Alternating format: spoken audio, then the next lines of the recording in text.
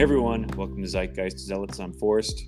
I'm putting the hoe in Lizos and Sheen here this episode. What's up, guys? It's the Mandalorian coming at you live. And I'm Robbie. So there's no Mandalorian out this week. Came out yesterday, and we're actually gonna do an episode about it pretty punctually. Forrest saw it. Yeah, it was actually worth seeing. Manner. It was actually an episode worth seeing. So yeah, this was I'd say by far and away the best episode of the season. Would y'all agree? I would. Also, the first episode, Jon Favreau didn't write by himself. I believe we need some more Filoni.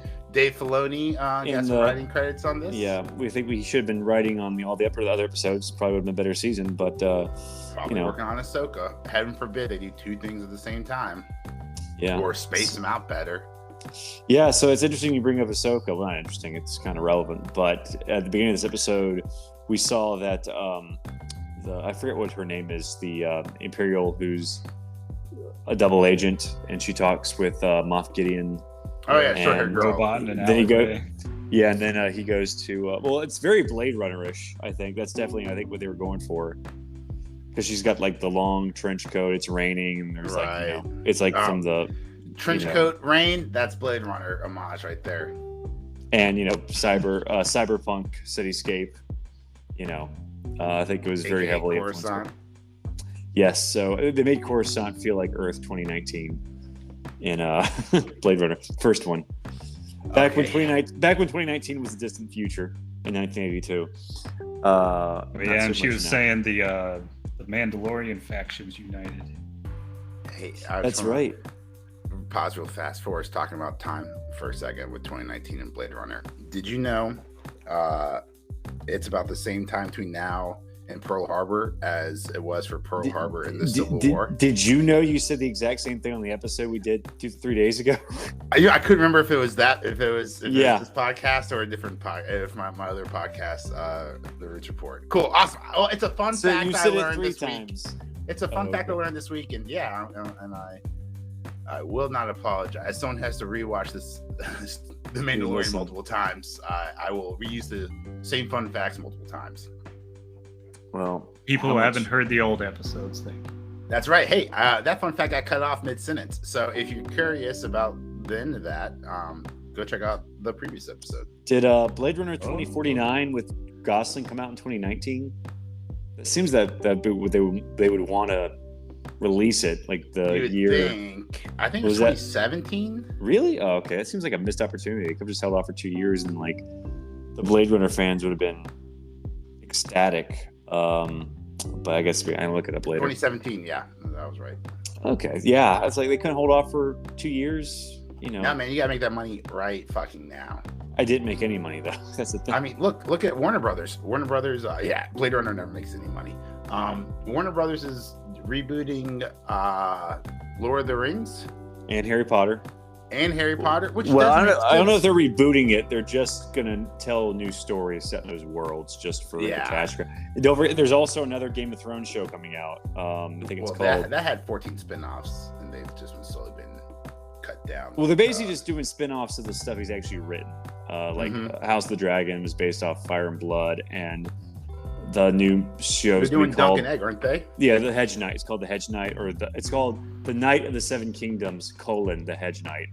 They could have just called it Dunk and Egg, or at least the Hedge Knight. But it's a bit of a. Just going around. They got to make absolutely sure the audience knows this is a Game of Thrones spinoff, not spinoff, but prequel.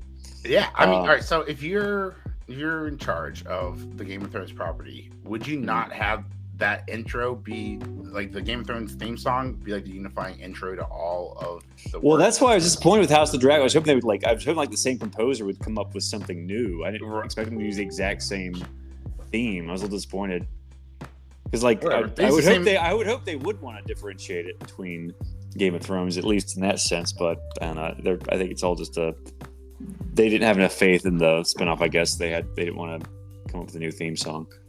But hopefully this new series will have a new theme or something, because it seems like it's going to be greenlit.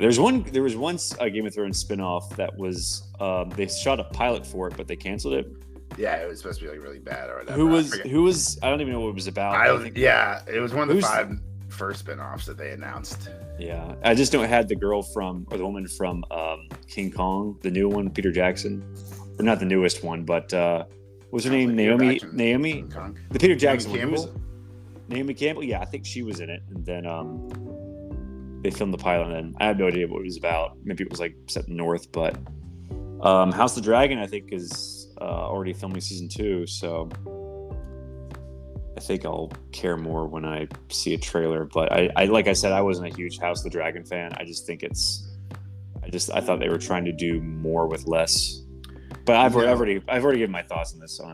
You know what? I think it'd be a real boss move if HBO Max dropped the completion rate for House of the Dragons, because it just came out. I think the Hollywood Reporter just dropped a huge bombshell article from Inside Reports inside of the Amazon studio about only about a third of the people who watched Rings of Power actually completed it, which seems about right, and yet also seems very surprising that the number's not higher, considering like the first couple episodes were so boring you might have just fallen asleep and then auto played the rest of the season through the rest of the night. But like, so I don't even think the Amazon numbers are even 33% or 32% reported. Oh, I thought you were talking about House of the Dragon. What was the No, I'm talking about Rings of Power. No, I mean maybe 37%, whatever. But only about a third completion rate, which is not bueno, especially since this is supposed to be Amazon's leading / best streaming show. Yeah, imagine they put that much money into like Wheel of Time. I wonder if they're even still making that show. I just think I watched like the first episode and I was like not impressed. And gave up. I watched all of it. My heart was broken. That's my favorite fantasy series. Did you read all 13 books? I read the first 11, and then college got really difficult. And I read like the first 3. And then he died. I saw the size of the 4th and was like, nah, I'm gonna go back and try to finish Game of Thrones. I just finished the 4th book of Game of Thrones a few days ago. I'm on the 5th one, but it's gonna take like 45 more hours to finish. Hey man, take your time. It's gonna take like 45 more years. That's true. I'm in no rush to finish it because like Winds of Winter doesn't even have a release date. Right. So, but hey, even if I finish a Dance of Dragons, I'll still have 12 more Wheel of Time books to read. So yeah, and plus whatever Brandon Sanderson is writing, which will probably he's very prolific too. So he is prolific and very good. And I could probably read all 12 of the remaining Wheel of Time books and the last Game of Thrones book, and King Killer Chronicle will still third book will still not be released.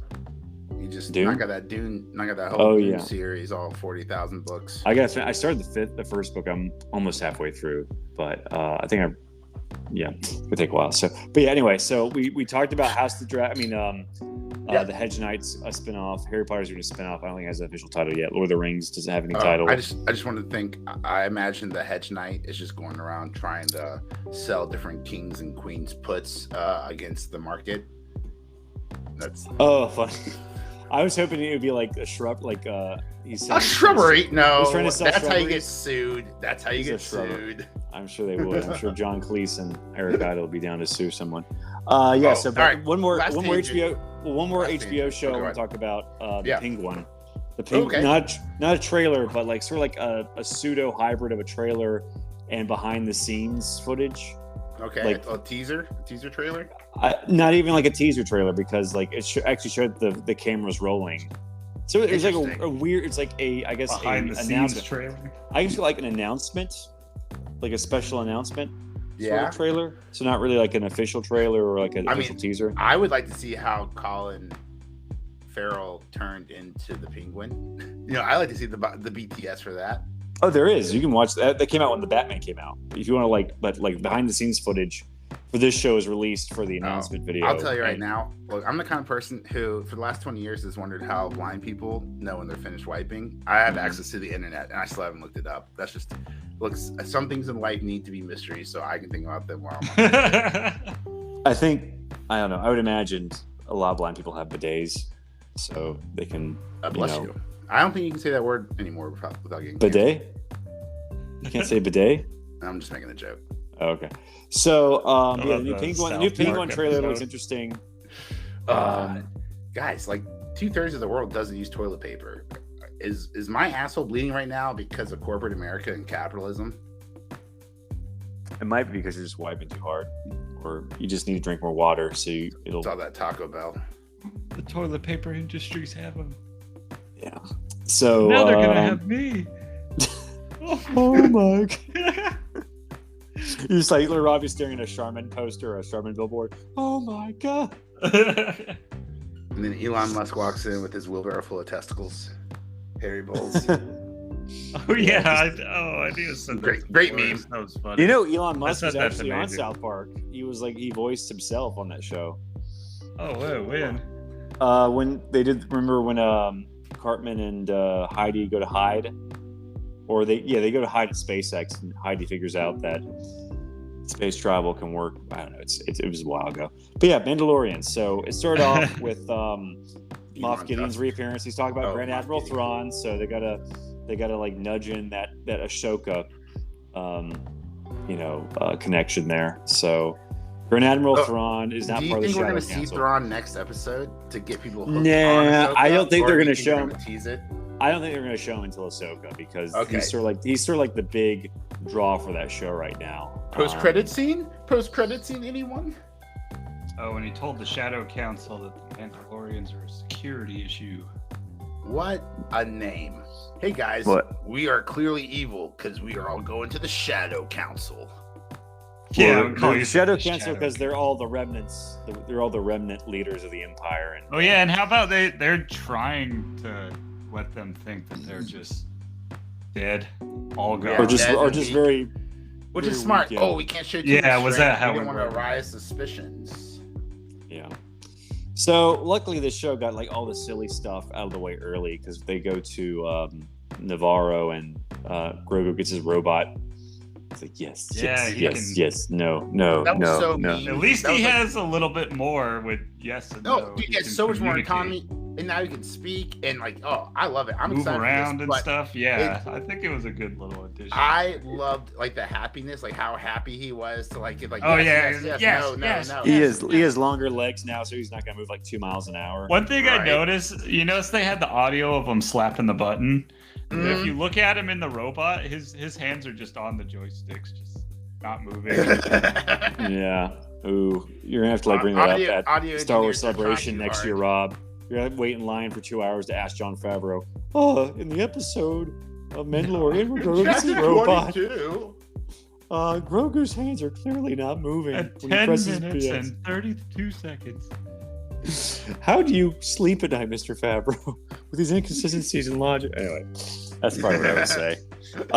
But yeah, so is that little thing that fixed the memes? That's definitely the IP right there, right? Like, I'm never going to use the Michael Scott no meme again, right? Now it's overused. Hitting a button, say no. Like, I was watching this and I was like, this was written for memes. Like, this is written to be memed.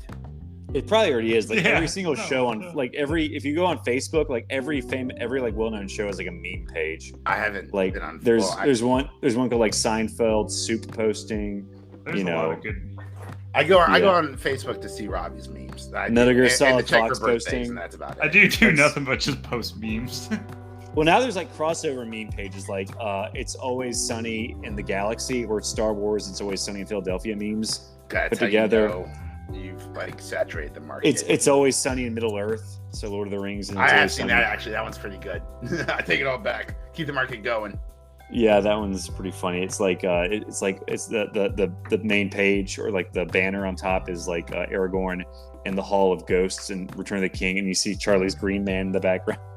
So yeah, good stuff. Like every other meme. Not funny when you describe it out loud, but very. You haven't seen Green yet? You don't know what Green Man is? No, I do. I've just never. That's just like a trope. But the ghosts in the ghosts in the movie are all green.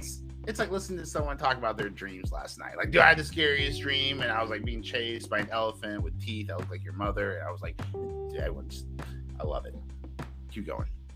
So, I'm sure there's probably a lot of Mandalorian memes out there. The Memalorian, probably. If you want to call out the Memalorian over here, or what about Robbie? posting Christopher Lloyd in the Mandalorian. Oh yeah, that was a good posting one. Christopher Lloyd, a man in a DeLorean. Yeah, that was great. Oh my god, dude, I love the internet. It's so right there too. Mandalorian and the DeLorean. Yeah, it's perfect. So the Shadow Council, I think he ordered. Well, we don't know where they got the Beskar armor, do we? I guess they just got it because they've been on Mandalore for a while. Yeah, I guess they got it. That was that's what I had to call a CIA. Skip propaganda. Right to the end, don't we? Well, he mentioned. Didn't he mention he needed like Beskar armor, or he needed like troops or yeah, something? Maybe he did. Well, were the guys in the red armor reinforcements? Okay. Gideon and during the shadow. Yeah, that's why I thought. And bombers. That's why I thought they weren't getting the Beskar from Mandalore. Because I thought that fleet was going to be dead the whole time.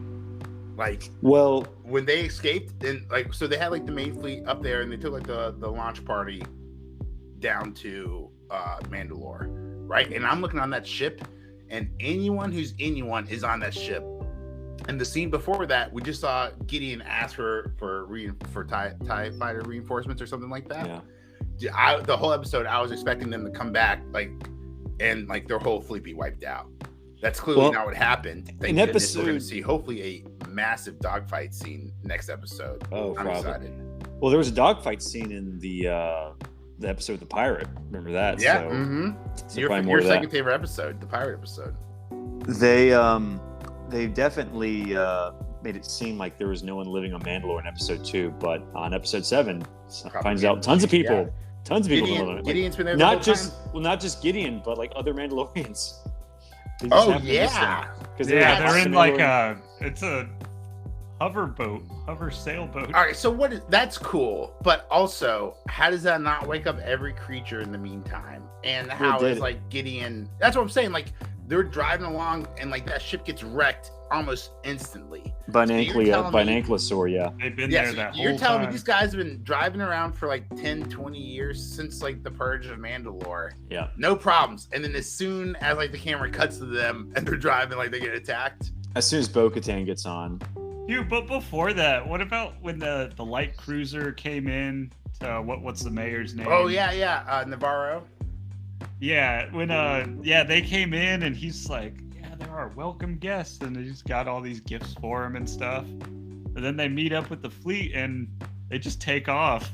Do you think they said anything to him? He's like, yeah, look at all this security we got coming in here. And then they just it's like, I don't remember that. I just remember he didn't. They didn't show him reacting at all. That it just that's really funny about it. That guys, did they say anything? These guys are gonna protect us, and then like you look in the background, their entire fucking fleet's like lifting off and like fucking leaving the whole planet. Man, why did I give him my most expensive bottle? My most expensive bottle. Oh yeah, I remember. I also remember when he calls him, when Carl Weathers calls him Mando. It would be funny if everyone turned their heads. What? That'd be Huh? What? That would be funny. All Mando. Yeah. Mando. Doesn't they really have work a Spartacus episode. Yeah, there's like literally. Yeah. Excuse me. You gotta call him Den now. So that kind of bothered me, or why he calls him Mando, not Manda. But yeah, obviously because it'd be like Amanda. So so I think it was great. This episode it finally showed the two clans, coming together. Not the shirts and the skin, not the shirts and the skins, but the helmets and the Barefaces. Shirts, yeah, skins and helmets. Well, I think isn't Mandalore's Second Amendment the right to bear faces? So. Boo. But some Mandalorians don't believe in that. So weapons great social commentary there, Jon Favreau. So so the Barefaces and the helmeted people meet up, and there's not really much conflict until they get on Mandalore, right? Until they try to play some chess. Until they play chess. Yeah. So everything was good until it was all fun and games. Until games came. Robbie has been one of my closest friends the last 20 years, and we have gotten a couple of tusks just a couple of times, and one of them was over a game of chess. Rob and I think I put my hands on Robbie's neck playing a game of chess. I'll tell you, when people make incorrect moves in chess and they don't take it back, I fully condone the use of violence against your best friend in the 7th grade. I remember how it was. How did you get kicked out of chess club again? The desks were right in front of each other. And the chessboard was right on top of that, and you just backed your desk up so the board, all the pieces fell to the ground. You conveniently forgot the part where the catalyst that made me back the desk. Oh yeah, that made me charge all the pieces forward. I was doing that really shitty chess move where you beat someone in 4 moves when they don't know how to play chess. And Rob realized what was happening, and so he just charged all of his pieces like it was a game of Halo. Like just double-handed, just moved all of his pieces forward. And I don't know what the fuck. Puberty was a weird time, right? I don't know what happened. I think I remember that. I backed the desk. There? It was a big deal. I got kicked out of the chess club. I don't know if you were there. Okay. That sounds like, I don't know, maybe I just think I remember Robbie doing that move. I don't know if it was for that particular incident, but yeah. I'm sure I've mentioned it several times. Yeah. It's not risk, Rob. It's right up there next to where Robbie and I met playing soccer in the playground. He kicked me in the balls, and I said wrong balls, and we were best friends ever since. That's probably like the funniest joke Rob had heard at that point in his life. As a 5th grader, probably. That was came and watched PG-13 jokes. No, it'd be funny. Like, it felt like you said wrong balls, and Rob went, "What balls? We're only 10." Rob was like, "No, I got the right ones," and then just ran off. No, teabag me like it's Halo. Oh man. Okay, that'd be great. Yeah. So, Paz. The future was changed forever and ever. 20 years later, we have a podcast. Sorry, 25 years later, we have a podcast. God, holy cow! I still got that Top Gun photo on my bookshelf. It's Nighthawk now. Maybe we'll post it on our. Oh Twitter. no, it's Afterburn. Excuse me. It's the most embarrassing photo you've ever seen in your entire life. And it's like it's the only photo that I paid like $20 for after a ride. And it's worth everything. Worth it. I still got the original. Yeah, my eyes are bigger than look. Open your mouth, listener. Open your mouth right now. My eyes were bigger than that. I was scared out of my fucking mind. This guy's. I've never seen his eyes so huge. We get on the your entire face is going back to. I was laughing for days. And I'm wearing the most embarrassing matching Walmart fucking starter, athletic like jersey and matching fucking athletic shorts, dude. Just the most embarrassing photo. I love it so much. For dear life, dude. So his dad, Chris, goes like, dude, we get on, we latch on, you hear the clink, clink, clink, clink, clink, we start moving, and then Chris goes, was that a bolt? Was that a bolt? Yeah, dude, not fucking cool. That's not what you say to a 12-year-old. After you were like waiting intensely for like out of my mind. Like a bolt of lightning? 45 minutes. No, as in like a mechanical bolt that fell off the fucking like a screw that came loose and fell off. That's like a piece of it. Yeah. And this was like the first major roller coaster. Before this, it was like teacup rides and like the fucking Gold Rush or some shit. I bet Robbie looked at that picture of Major and was just like, not even Top Gun anymore. It's like when Cartman saw Kenny put his ass through his hood. Robbie uses that picture to last longer in the bedroom. Right before he's about to come, he looks over and he looks at a picture of me, and he can last another 20 minutes. He's So anyway, you can't. Anyway, back to the Mandalorian. So all started because of Game of a non-laughing matter was this fight. And they fight, but I think Grogu. They got those like quivering blades. Grogu literally puts himself in harm's way trying to stop this fight. At first, I thought like when they said neither side can step in, I guess like they were trying to say that he's not one of the sides. But didn't he get knighted or something? He's definitely one of the sides. Yeah, he's Mando's side. He got knighted by Lizzo. He's on the Death Watch side. He's got actually knighted in a piece of armor. Well, he chose to walk away from the Jedi and be Mandalorian. He chose to walk away. He just couldn't say the creed yet because he can't say anything besides yes. You can only say, so maybe do you agree to the officially. creed? Yes. Will you abide by the creed? No. Do they literally just have baby noises? Yeah, if you look at the subtitles, it says Grogu coos, and I'm like, yeah, that's right. This 55-year-old fucking Jedi is just cooing away. It's probably Frank Welker who does all those strange voices. Anyway, so after the Ankylosaur or whatever, not the Mythosaur, a different Saur, breaks up the boat. Yeah, I wish they said. Oh, that thing was what it was called. Because for a while I was thinking that was the Mythosaur. It'd been nice if someone was like, the not-a-mythosaur is attacking us. Just to confirm. Yeah, someone yell out "Oh man, that looks like one of those blank." Yeah. It's not bigger with the mythosaur because we only saw the guy's eye. No, everyone was too scared shitless. It's kind of like Family Guy with Jaws versus bigger Jaws. Oh my God, we have a common enemy. We gotta reunite. So it was Mythosaur versus bigger Mythosaur. That thing was like the bigger than Godzilla size. I think the Mythosaur is gonna eat Moff Gideon. Yeah, do you think the Mythosaur is gonna? So like, you're gonna have like all hope. It's definitely gonna come back in this episode. Yeah. All hope is lost moment next episode. Moff Gideon's winning. And then, there was a. Sorry about that. There was a. The armor. I put down. The armor was all. Yeah. Dude, what is up with the armorer? What is her deal? What is the internet like reading too much into her? Why is she so skeptical about her seeing a mythosaur when, there's she wasn't that skeptical. There's a shit ton of ankylosaurs. She turned around on that. She believed it eventually, and she hadn't been to the planet in a long time. Oh, well, okay. I didn't get that impression. Her face is hard to read. Give this man a Grammy. So, they go to the caves, and that's when the Imperialorians come to attack them? I like that.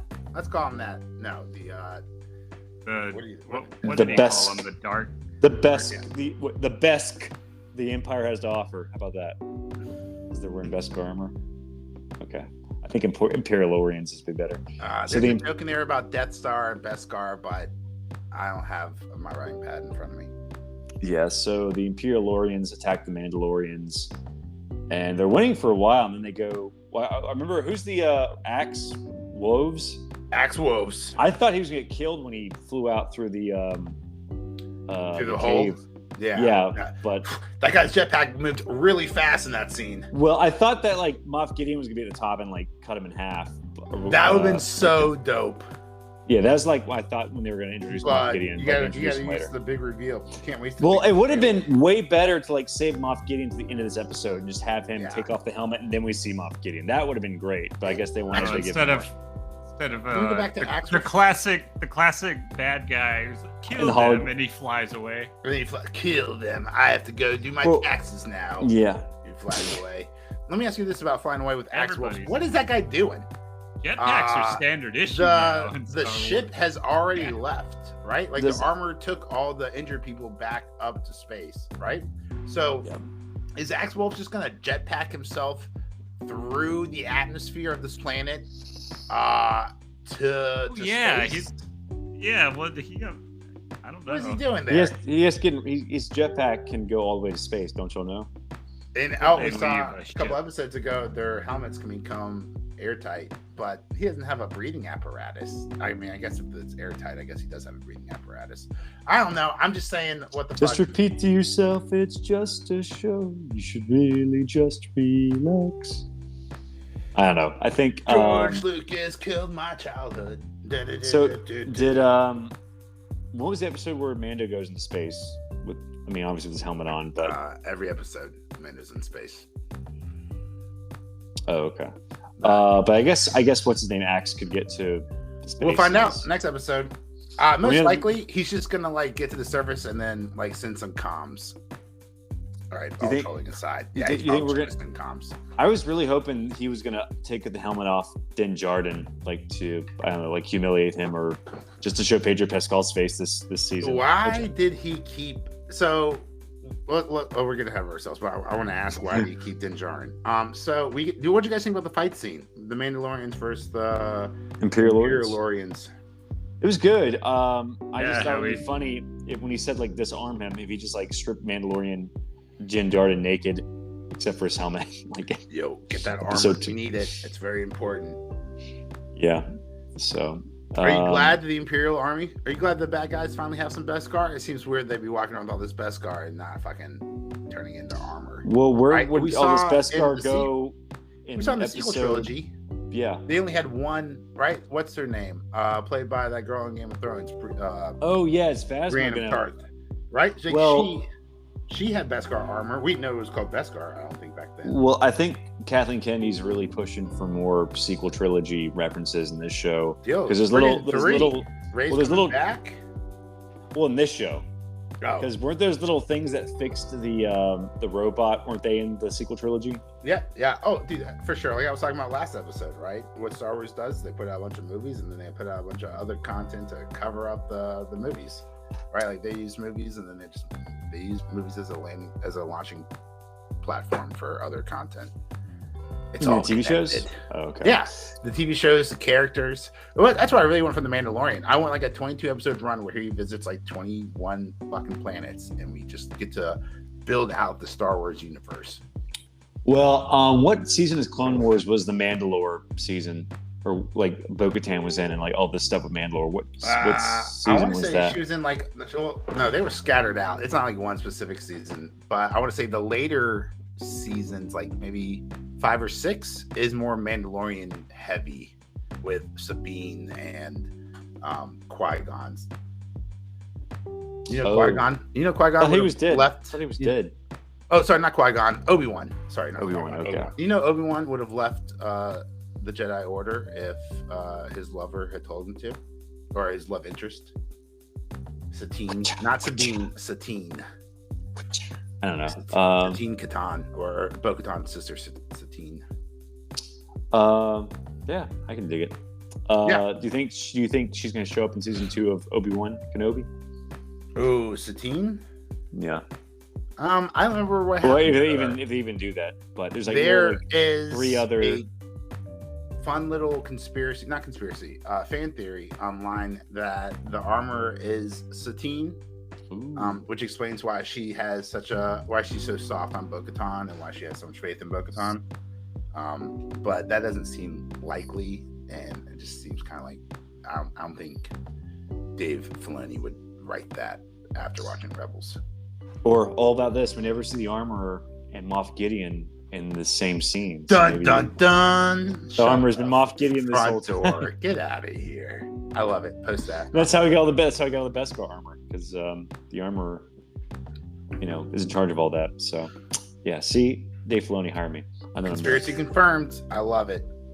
So, we saw the last stand of Paz Vizsla, who was probably my favorite Mandalorian after the Mandalorian, who was Din Djarin. I can't see. I didn't give him that in my heart because it's Jon Favreau who wrote that, and I just think it's a little tasteless to write yourself as such an awesome character. Wait, Jon Favreau's in the armor? Jon Favreau is Paz Vizsla. No, that's not his voice. That's someone else. Yeah. Well, that's the actor who plays him. Whether that's look it up. I am going to look it up.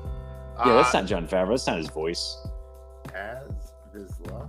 He also voiced Tar Vizsla, who was this guy's relative in the Rebels. Who voices Paz Vizsla? Yeah, that doesn't sound like him at all. Oh no, it's Tate Fletcher. Yeah. Did Tate Fletcher voice anyone in the Clone Wars? Was that voicing him no more? Yeah, I'm whoever it was. This is I really thought Jon Favreau. IMDb says Jon Favreau is Paz Vizsla, but then Wikipedia. Wikipedia. I mean, like the body type. Oh, is okay. Right, but... So Wikipedia. All right, so I'm right, and you can suck it. The physical portrayal is by Tate Fletcher, which makes a lot of sense because we've all seen Jon Favreau play Happy, right? And it was just fun to think of Happy Hogan from the Spider-Man franchise as this Paz Vizsla guy with the machine gun, right? Just mowing down all these Imperial stormtroopers as Happy Hogan.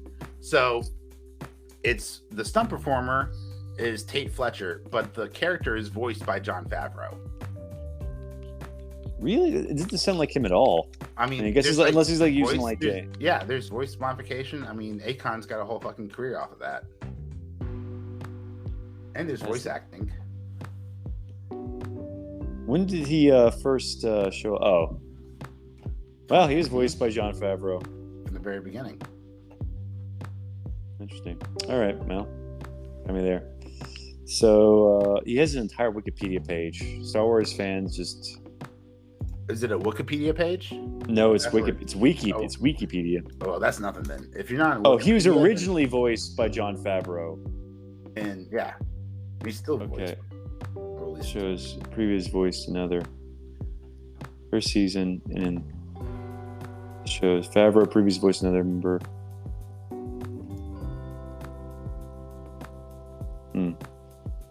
Oh, Pre Vizsla is the guy in Clone Wars. Pull it up. Paz Vizsla. Pull it up. Anyway, so what else is happening? Oh, so what do you guys think about a sacrifice? I usually don't like a stupid sacrifice, but this doesn't. I don't think this was a stupid sacrifice. Well, he had not one but two. He took out just about all of them. All of them, dude. Oh, and yeah, he did take all of them out. He's gotta have. He took all of them out, and I was like, oh, I guess, like, dude. So the first round, he took out all the first round, and I was going with my wife, and I was like, oh, I guess he must catch up with the rest of them, and a bunch of them by hand too. Yeah, dude. Those 3 red guys, though. He shot until that gun couldn't fire anymore. Yo, so that was my favorite touches of the entire series. Is like shooting that gun and it got so hot. Yeah, dude, I like that. That was a nice. Yeah, that was cool. Force over there. I kind of wish like how Jon Favreau sounds like the barrel spun on it. Like yeah, a gun. I did not think that was him. Well, awesome. So we saw the 3 Praetorian guards. What are those red guards called? Assholes. We've seen them before. Yeah, we saw them in the sequel trilogy, but they're based off the bodyguards of the Emperor in the Return of the Jedi, who don't do anything. They just like stand by the door and they leave in one scene. But I guess, and they're also in the prequel trilogy briefly, but we never get to see them fight until we never get to see them fight because the ones in the sequel trilogy are different. I guess they're Praetorian guards. I'm not sure. Because who are they even for now that the Emperor's dead at this point? Well, so they're for the people. So in the expanded universe, right, or Legends, Palpatine had a contingency plan, right? This was Cinder, Operation Cinder or whatever. So he had someone else put in charge, and they were supposed to take all the rebel forces to Jakku. Oh no, this is an expanded. This is what actually happened. This is in Legends.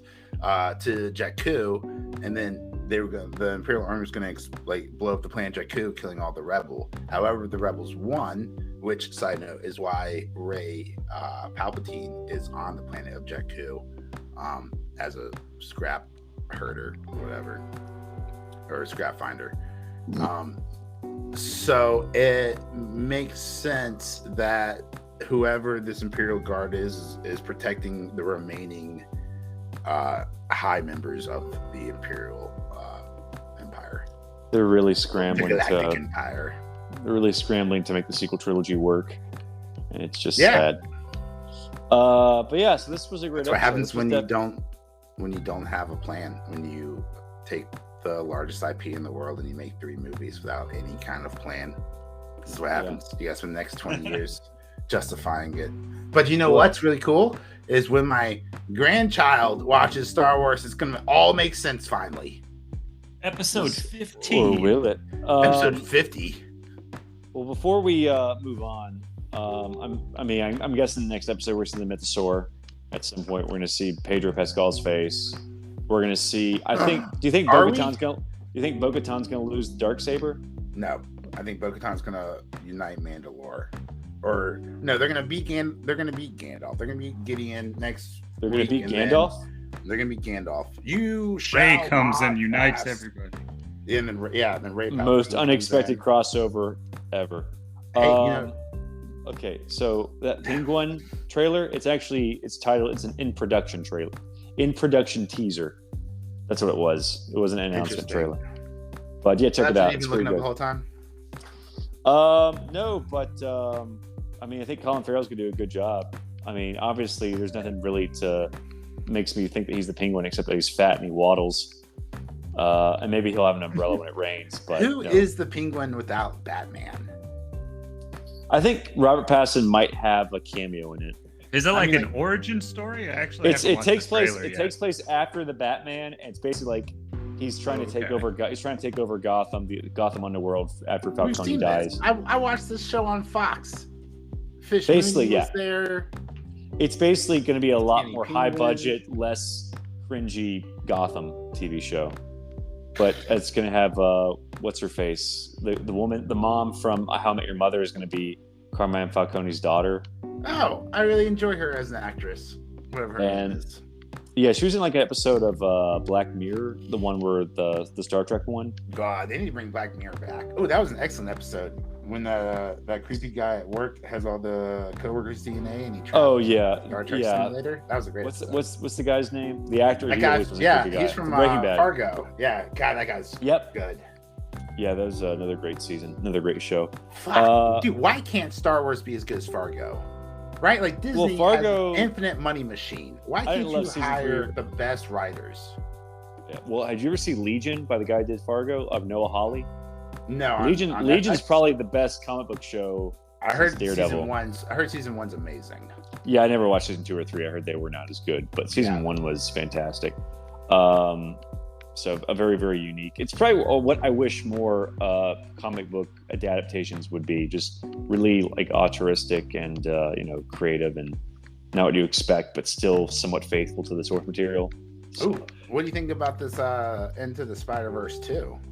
It looks interesting. It seems that's like a seizure trip right there. It looks like Miguel O'Hara's the bad guy, the Spider-Man 2099. Yeah, but can Spider-Man ever be a bad guy, or is he just gonna be misunderstood and then like the good guys are gonna convince the bad guy, Spider-Man 99, to be a good guy, and then there's gonna actually be a secret bad guy like the Kingpin? Well, it just seems like a retread of the last movie. It's just basically all these more experienced Spider-Man telling Miles Morales he can't be Spider-Man, or he's a shitty Spider-Man. Or something like that. So it just seems like more of that, which is kind of an aspect of the last movie. I was just sort of like, which I enjoyed, but I think it's extremely overrated. I thoroughly enjoyed it because I was walking in not wanting to watch it, so my expectations were so low.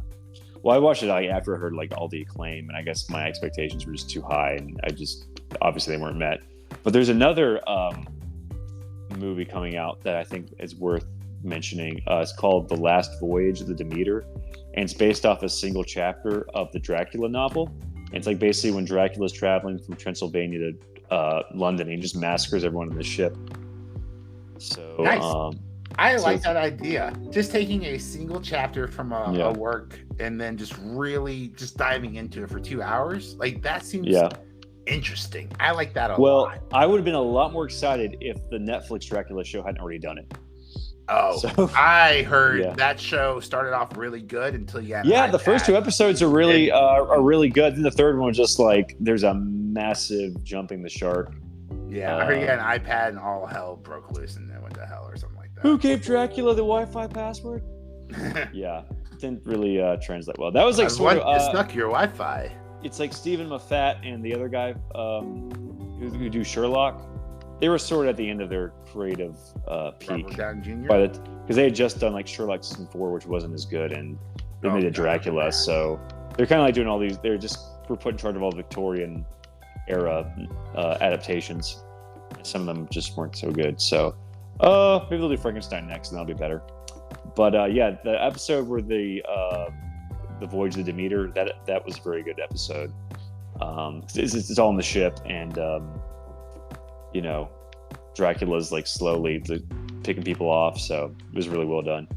But yeah, so if that hadn't come out, I'd be a lot more excited for this. But I think this movie's been in like production hell for a long time. So by the time they finally got to make it, they like the TV show had already done a version. Yeah. So a lot of interesting stuff to look forward to. We got one more week of Mandalorian. And then I don't think anything for a while except Secret Invasion, right? I don't know. I don't know of anything else. So we'll find something. Maybe we'll watch Utopia on Amazon. Well, maybe I'll finally watch. We'll take this time for Forrest to catch up on. Maybe I'll watch The Expanse. I'll finish watching Expanse. Picard's out right now. I heard so bad. Well, I heard season 3 is like a massive improvement. Got like a new showrunner, and they're basically just become a next generation reunion show, which is what everyone wanted in the first place. Nice. So like the new showrunner like got rid of all the characters no one liked. Wow, just giving the fans exactly what they want. Yeah, basically. To watch it, get the fuck out of here. Yeah. So damn, no one tell Marvel that. Oh snap. Yeah, I've never been a huge Star Trek guy. I think I've only seen like a few of the movies and a few episodes, but I heard like Strange New Worlds is pretty good, or it's better than Discovery at least, which probably isn't hard. Good things about it too. Yeah, well, it's just like Paramount. All they have right now is Star Trek, because Halo isn't gonna save them. And Top Gun too. Oh yeah, and I guess Transformers. Halo was around. Yo, they're making a new Transformers, guys. Oh really? No, we were doing the podcast for like a year before we did Halo. Not to spoil it. Oh wait, or it was there was Loki. No, the first thing we did was WandaVision. I think the first thing we did was the January 6th, right? Yeah, first we did. Well, yeah, but that came out at the same time as WandaVision, and then we did Falcon and Solstice Boy, and then we did Loki, and then we did Hawkeye. Damn, dude. 97 episodes later, we still refuse to call this television show by its proper name. Yeah, the Buzzard and Autumn Lad. And Foggy Sideways. Yeah, well, I think they're doing a sequel to Falcon and Winter Soldier just called Captain America New World Order. So I guess that's when we'll see Winter Boy again. But yeah, a lot of stuff to look forward to. I mean, not really, but I think Penguin should be pretty good. I think it's coming out next year though.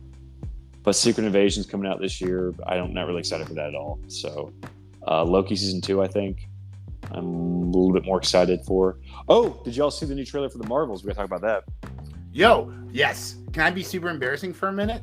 I am pumped for it. I watched it and I was like, maybe it's just the Beastie Boys. I think it's just the audio soundtrack. But I was watching it and dude, I don't know what the fuck's happening. It looks interesting. It's weird. It's different. And it just looks like it's not the same old like shit as I'm used to the last 25 hours of Marvel life.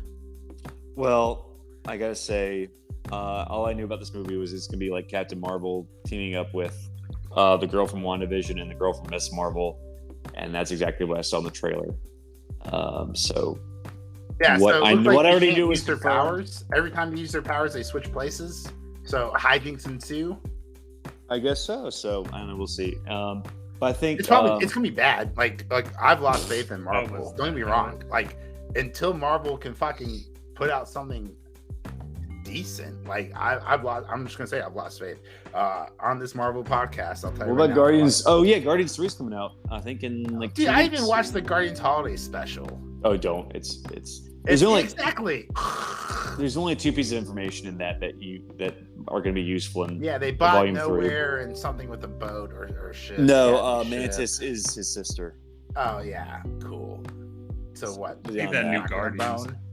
It's basically like the worst thing James Gunn could have done before getting promoted or being hired to take over DC, because it was just like so cringe worthy, and you're just like, oh, this guy's taking over DC.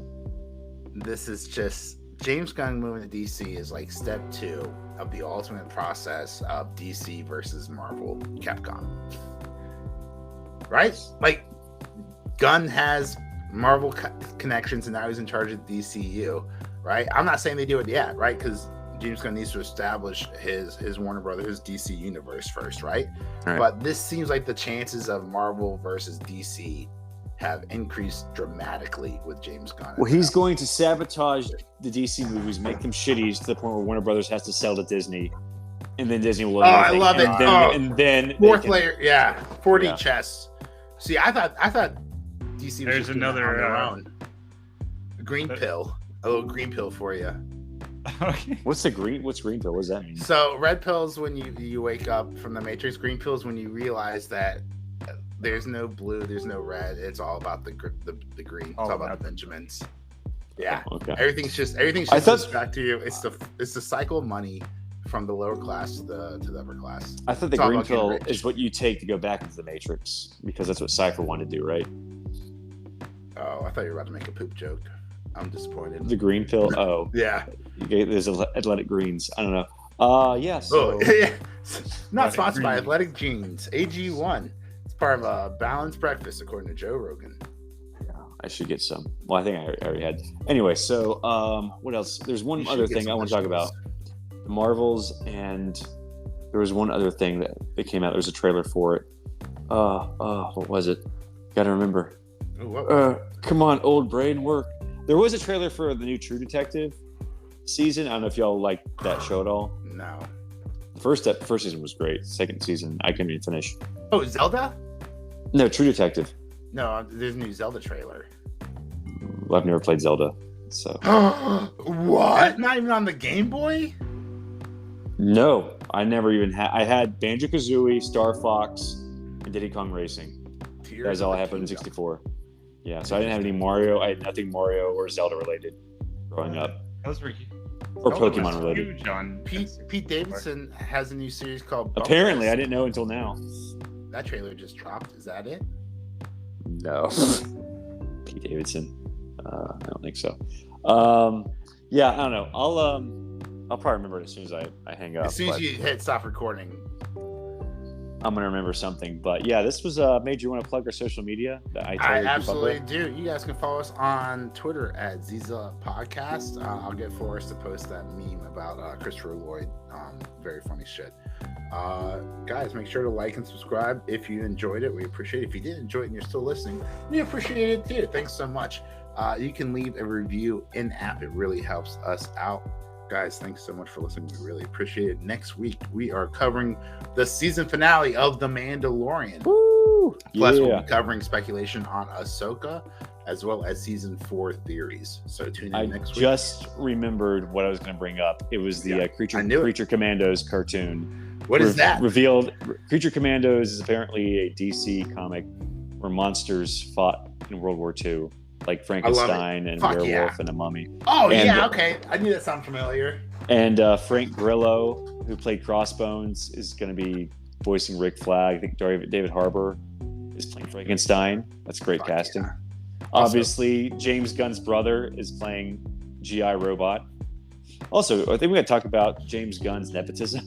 See, he seems to be hiring his wife and his brother. No, that's not. Yeah, I feel like nepotism is more like your son, right? I feel like there's like a family, or your child. I feel like Ron Howard does the exact same thing. Ron Howard casts his brother. Like, dude, how do you? If I am James Gunn, how am I gonna have Thanksgiving, little, and Christmas without like looking my brother in the eye and be like, oh no, you can't work for me, especially when he's talented, right? Like who doesn't like that character in Guardians of the Galaxy? That funny goofball. He's got the arrow now, like. If he was talentless, right? If it was Adam Sandler and all of his friends who made these terrible movies out in Hawaii, like that'd be another thing. And I do think it's weird that James Gunn, canceled everything but like the show his wife's in. But Peacemaker is also really fucking good. So regardless of that, it shouldn't be canceled anyway. So I have no problem with that. Apparently, maybe James Gunn just surrounds himself with talented people. Yeah, and some of those talented people just happen to be in his gene pool, and his gene pool, and or his wedding bed. Gene pools with him. Yeah. So. Yeah. Well, good for him. Also, we talked last episode about remakes, and reboots, and how we were getting really sick of it. However, I just want to let you know that I don't think this trend should stop until we get a remake of Gargoyles from Disney. So yeah, Disney, well, that who's Jordan Peele pitched a Gargoyles adaptation to Disney, and they turned him down. So was that before us? I mean, be honest, does Disney really need a Gargoyles adaptation when they have Marvel, Star Wars, they're only and Avatar? Yeah, because people are getting Pixar. Really tired. People are getting really tired of Marvel, and I mean, I would love it. I don't think that's a priority for them at this moment. But it should be. Maybe that's why Marvel's stock prices or not Marvel, Disney stock prices. I want to go 1,000 other reasons. Oh yeah, I heard like Warner Brothers Discovery stock dropped 6% after they made all those announcements yesterday. Hilarious. For like Harry Potter. Nothing beats McDonald's though. They announced they were shutting down their corporate offices, and their stock price reached an all-time high. Isn't their corporate office, their HQ in like the middle of nowhere, like Nebraska? I mean, it sounds like whether it'd be cheap there, but I'd have to pull up SEC real fast to look at it. Yeah, I think it's just like in like the middle of Heartland America. But yeah, I mean, it just seems like everyone like loves all of Disney's announcements because they just had like the Star Wars celebration like a few days ago, and then like HBO or like Warner Bros. Like, we're changing HBO Max to Max, and we're gonna make more Harry Potter stuff. I'm just like, shut up, we hate you. No more Harry Potter. Yeah, let it go, man. They are incorporated in Oak Brook, but their principal Illinois. executive offices are in Chicago, Illinois. So I would say not the middle of nowhere, unless you want to call Chicago. It says Oak Brook, Illinois. Oh, headquarters. Okay, Chicago, Illinois. Okay, that's strange because didn't they start in California? Anyway, so yeah, I never watched the movie, but that was a good movie. The Founder. It made me hungry though. Yeah, don't watch it on an empty stomach. You're just like, I need to make a run. McDonald's. So yeah, the oldest operating McDonald's. It's actually the third one built. It's in Downey, California. So, all right, that's our show. I'm Forrest. I'm looking at their operating margin, and they have 40% in 2022. Love you guys. Thanks for listening. We appreciate it. I'm Major. I'm Robbie. Ooh, their free cash flow was down 22% year over year. Not